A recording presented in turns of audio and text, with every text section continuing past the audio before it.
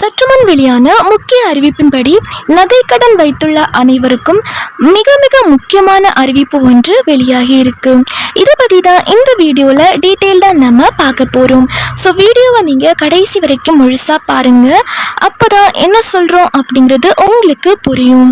நீங்கள் இப்போ தான் புதுசாக டிடி தமிழ் அப்டேட்ஸ் சேனலை பார்க்குறீங்க அப்படின்னா இப்போவே சப்ஸ்கிரைப் பண்ணிக்கோங்க.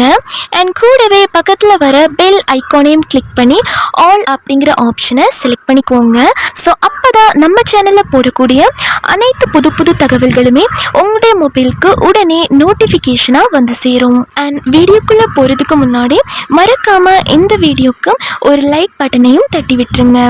அண்ட் கமெண்ட் பாக்ஸில் ஹாய் அப்படின்னு சொல்லிட்டு போங்க. ஓகே, இப்போ வாங்க வீடியோக்குள்ளே போகலாம். நகைக்கடன் வைத்துள்ள அனைவருக்கும் நகைக்கடன் தள்ளுபடி குறித்து முக்கியமான ஒரு தகவல் ஒன்று வெளியாகி இருக்குங்க. இதில் என்ன சொல்லியிருக்காங்க அப்படின்னா, கூட்டுறவு வங்கிகளில் ஏழை எளிய மக்கள் பயன்பெறும் வகையில் அவர்களின் அவசர பண தேவைகளை பூர்த்தி செய்ய உதவும் ஒரு முக்கிய நிதி வசதியாக உள்ளது. இந்த கடன்கள் குறைந்த வட்டி விகிதத்தில் வழங்கப்படுகின்றன. தமிழ்நாட்டில் இந்த கடன்கள் குறிப்பாக கிராமப்புறம் மற்றும் நகர்ப்புற ஏழை மக்களின் பொருளாதார மேம்பாட்டிற்கு உதவுகின்றன. எனவே அவசர தேவைகளுக்காக நகைகளை அடகு வைக்கும் மக்களுக்கு உதவிடும் வகையில் சட்டமன்ற தேர்தலின் போது தேர்தல் வாக்குறுதியாக நகைக்கடன் தள்ளுபடி செய்யப்படும் என்ற அறிவிப்பை அரசியல் கட்சிகள் வெளியிட்டு வருகின்றனர். திமுக 2021 ஆண்டு சட்டமன்ற தேர்தலில் தமிழ்நாட்டில் ஆட்சிக்கு வந்தால் 5 பவன் வரையிலான தங்க நகை கடன்களை தள்ளுபடி செய்யும் என வாக்குறுதி அளித்திருந்தது.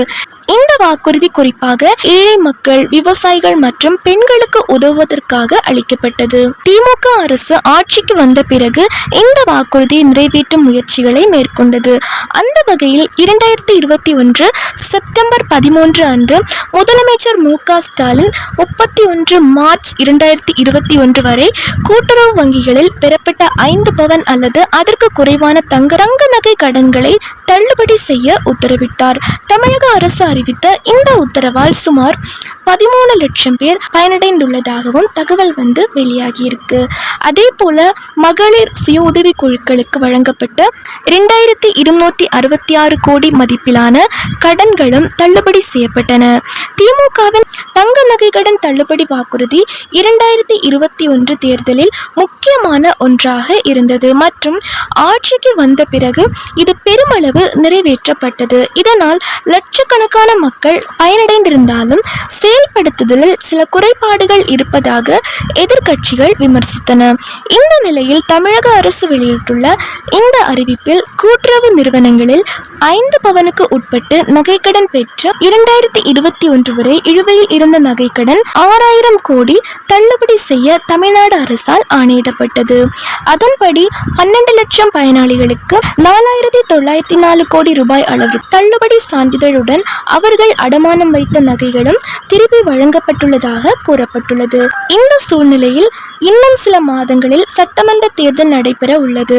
எனவே இந்த தேர்தலுக்கும் அரசியல் கட்சிகள் நகைக்கடன் தள்ளுபடி தொடர்பான அறிவிப்பை வெளியிடும் என்று தகவல்கள் தெரிவிக்கின்றன.